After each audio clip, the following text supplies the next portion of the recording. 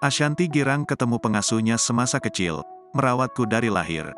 Istri Anang Hermansyah baru-baru ini mengungkapkan rasa bahagia. Pasalnya Ashanti baru saja bertemu dengan sosok dari masa lalunya.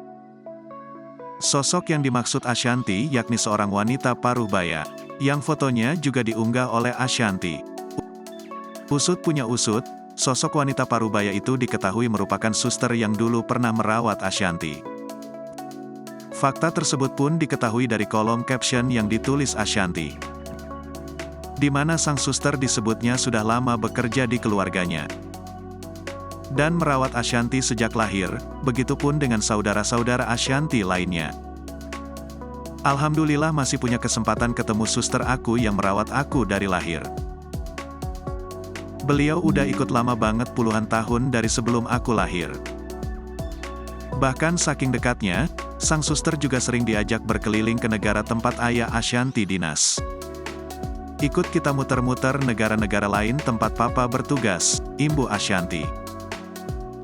Momen tersebut bahkan membuat Ashanti makin bahagia, karena ia bisa mendengar cerita masa kecilnya, yang dirinya sendiri bahkan sudah lupa. Terungkap bahwa suster tersebut diketahui bernama Sri, dan sudah berusia 75 tahun, namun memiliki fisik dan ingatan yang masih bagus. Sontak saja, usai diunggah postingan tersebut langsung banjir pujian dari netizen.